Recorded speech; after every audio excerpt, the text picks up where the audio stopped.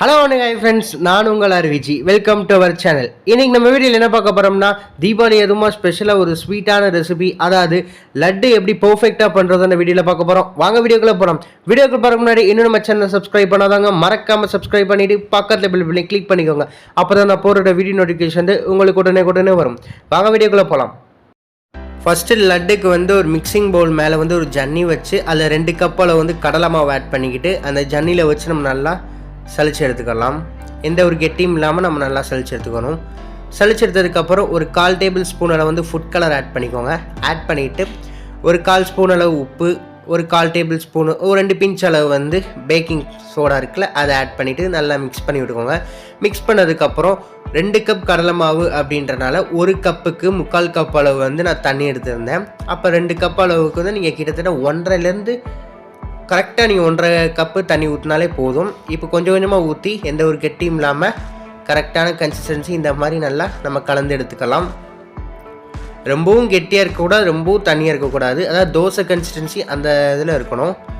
இப்போ மாவு ரெடியானதுக்கப்புறம் நீங்கள் வெயிட் பண்ண வேணாம். அதுக்கப்புறம் நீங்கள் ஸ்ட்ரைட்டாக ஆயிலை ஹீட் பண்ணி இந்த மாதிரி குழி கரண்டியில் வச்சு அந்த ஓட்டை போட்ட கரண்டி இருக்கும்ல, அந்த கண்ணு கரண்டியில் நம்ம அதை அப்படியே ஒரு கரண்டி எடுத்து அப்படியே நம்ம லைட்டாக தட்டி விட்டுட்டு அங்கங்கே தட்டி விட்டாதான். ஒரே இடத்துல நீங்கள் தட்டினீங்கன்னா அந்த இடத்துல மட்டும் நம்மளுக்கு கெட்டி ஆயிரும். அதனால் நீங்கள் சுற்றி தட்டி விட்டு ஒரு 30 செகண்ட்ஸ், அதாவது அடுப்பை வந்து மீடியம் ஃப்ளேமில் இருக்கணும். நீங்கள் இந்த மாதிரி பூந்தியை ஊற்றுறீங்க அப்படின்னா சிம்மில் வச்சுக்கோங்க. அதுக்கப்புறம் மீடியம் ஃப்ளேமில் வச்சுட்டு கரெக்டாக 30 செகண்ட்ஸ் மட்டும் நீங்கள் ஃப்ரை பண்ணி எடுக்கணும். நீங்கள் காரா பூந்தினா மட்டும்தான் கிட்டத்தட்ட நல்லா டீப் ஃப்ரை பண்ணணும், நல்லா கிறிஸ்பாகிற வரைக்கும். ஆனால் நம்மளுக்கு லட்டு செய்கிறனால அப்படி இருந்தால் நம்மளுக்கு வந்து அந்த ஜீரா வந்து நல்லா அப்சர்வ் ஆகாது. அதனால நம்மளுக்கு வந்து பூந்தி வந்து சாஃப்டாக இருந்தால் தான் நம்மளுக்கு லட்டு வந்து பர்ஃபெக்டான டெக்ஸ்சர்லையும் டேஸ்ட்டு வந்து செம்மையாகவும் இருக்கும். இப்போ வந்து ஒரு 30 செகண்ட்ஸ் ஆகட்டும், அது வரைக்கும் வெயிட் பண்ணலாம். நல்லா கலந்து விட்டுக்கோங்க. பூந்தி மாவு வந்து கரெக்டாக பார்த்து தண்ணி வந்து ஆட் பண்ணிக்கோங்க. அப்படி இல்லாட்டி உங்களுக்கு தட்டையாகவும் ஆயிரும். அப்படி இல்லாட்டி ரொம்ப ஒரு டென்சிட்டி வந்து ரொம்ப கம்மியாகவும் ஆயிரும் நம்மளுக்கு பூந்தி. இப்போ வந்து பூந்தி வந்து பர்ஃபெக்டாக ரெடி ஆயிடுச்சு. இதே மாதிரி எல்லா பூந்தி நம்ம வந்து ஃப்ரை பண்ணி எடுத்துக்கலாம். கரெக்டாக 30 செகண்ட்ஸ் போதும். இப்போ வந்து நான் எல்லா பூந்தியும் நல்லா ஃப்ரை பண்ணி எடுத்துட்டேன். எனக்கு பூந்தி வந்து பக்காவாக வந்துருச்சு. இதை அப்படியே ஓரமாக இருக்கட்டும். அடுத்து நம்ம சுகர் சிரப் வந்து ரெடி பண்ணிக்கலாம். நான் வந்து 1 கப்புக்கு 1/2 கப் அளவு சுகர்ன்ற மாதிரி 2 கப்புக்கு நான் 1 கப் அளவு வந்து சுகர் ஆட் பண்ணிவிட்டு 1/2 கப் அளவு வந்து நம்ம தண்ணியை வந்து ஆட் பண்ணிக்கலாம்.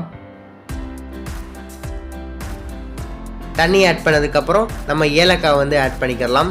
ஏலக்காய் பவுடராக கூட நீங்கள் ஆட் பண்ணிக்கோங்க. ஆட் பண்ணி நல்லா கலந்து விட்டுட்டு ஒரு கம்பி பதம் அளவு வந்து நம்ம பதம் இருக்கணும். கம்பி பதம் வந்து ஒரு கம்பி பதம் இருக்கணும். இப்போ ஒரு 5 நிமிஷம் ஆயிடுச்சு, நல்லா கொதிச்சிருச்சு. இப்போ ஒரு கம்பி பதமும் நம்மளுக்கு ரெடி ஆயிடுச்சு. இதை அப்படியே நம்ம ஸ்டவ் வந்து ஆஃப் பண்ணிடலாம். ஆஃப் பண்ணதுக்கப்புறம் அந்த பூந்தியை வந்து கொஞ்சமாக வந்து நம்ம லைட்டாக எடுத்து வச்சுட்டு மீதி எல்லாத்தையும் நம்ம கிரைண்ட் பண்ணிக்கலாம். இப்போ இந்த மாதிரி எல்லாத்தையும் கிரைண்ட் பண்ணியாச்சு. ஒரு 2 கைப்பிடி அளவு மட்டும் நான் தனியாக எடுத்து வச்சுருந்தேன். இப்போ அதையும் நம்ம வந்து இது கூட சேர்த்து ஆட் பண்ணிக்கலாம். இதையும் ஆட் பண்ணியாச்சு. இப்போ அதை வந்து நம்ம சுகர் சிரப்பில் போட்டு நம்ம கரெக்டாக அதை வந்து அந்த சுகர் சிரப்லேயே ஒரு 10 நிமிஷம் அளவுக்கு நம்ம நல்லா ஊற வச்சிடலாம். இப்போ சுகர் சிரப் வந்து ரெடி ஆயிடுச்சு. கரெக்டான கன்சிஸ்டன்சியில் இருக்கணும். 1/2 கம்பி பதம் இருந்தாலும் நம்மளுக்கு வந்து லைட்டாக வேகமாக கெட்டு போயிடும். ஒரு கம்பி பதத்துக்கு மேலே இருந்தாலும் நம்மளுக்கு வந்து ரொம்ப இறுக்கம் கொடுத்துரும். அதனால் ஒரு கம்பி பதம் இருந்தால் மட்டும்தான் நம்மளுக்கு வந்து லட்டு வந்து பர்ஃபெக்டாக இருக்கும். இப்போ அதை வந்து எல்லாத்தையும் ஆட் பண்ணி நம்ம கலந்து விட்டுடலாம். பார்த்திங்கன்னா நான் வந்து போட்ட உடனே அது வந்து டக்குன்னு அப்சர்வ் ஆக ஆரம்பிச்சிருச்சு. ஏன்னா பூந்தி வந்து அந்தளவுக்கு பர்ஃபெக்டாக ரெடி ஆகிருந்துருச்சு. இதை அப்படியே நம்ம நல்லா கலந்து விட்டுலாம். ஈவனாக மிக்ஸ் பண்ணிக்கோங்க. நல்லா அப்படியே மிக்ஸ் பண்ணி விட்டுக்கோங்க. நீங்கள் வாசத்துக்கு வந்து கடையில் கிடைக்கணும் டேஸ்ட்டு அப்படி வேணும் அப்படின்னு நீங்கள் நினச்சிங்கன்னா பாதாம் எசன்ஸ் கூட ஆட் பண்ணிக்கோங்க.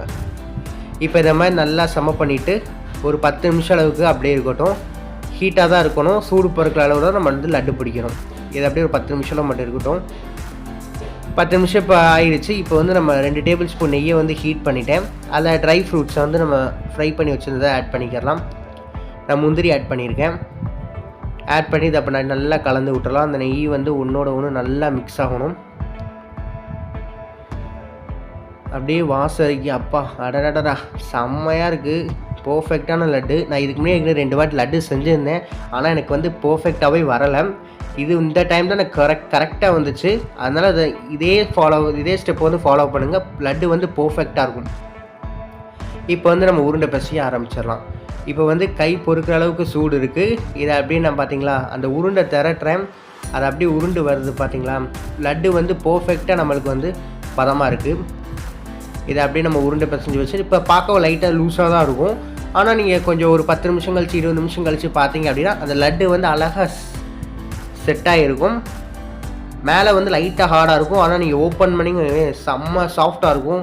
அதே மாதிரி டேஸ்ட்டு வந்து அடிச்சுக்க வேறு லெவலாக இருக்கும். செம்மையாக இருக்கும். ரொம்ப ரொம்ப ஈஸி தான். இன்னொரு வாட்டி வேணால் உங்களுக்கு உருண்டை பிடிக்க சொல்லித்தரேன். இப்படி அந்த இது பூந்தி எடுத்துக்கோங்க. லைட்டாக அப்படியே ப்ரெஸ் பண்ணிக்கிட்டே இருங்க. நீங்கள் 2 கையில் கூட யூஸ் பண்ணி பண்ணலாம். அப்படி ஒரு கையிலே கூட பண்ணலாம். அவ்வளோதான். நான் லைட்டாக தான் பெரட்டுறேன். ஆனால் அதுவே நல்லா உருண்டையாக வந்துடுது. டெக்ஸ்சர் வந்து பர்ஃபெக்டாக இருக்குது. அதே மாதிரி டேஸ்ட்டு வந்து உண்மையிலே சொல்கிறேன் வேறு லெவலாக இருந்துச்சு. நீங்கள் கண்டிப்பாக பிகினர்ஸ் கூட ட்ரை பண்ணி பார்க்கலாம். ரொம்ப ரொம்ப ஈஸி தான். ஸ்டெப் எல்லாமே ரொம்ப ரொம்ப ஈஸி தான். அதே மாதிரி கிட்டத்தட்ட சட்டுன்னு நம்ம செஞ்சு முடிச்சிடலாம். இப்போ லட்டு வந்து ரெடி ஆயிடுச்சு.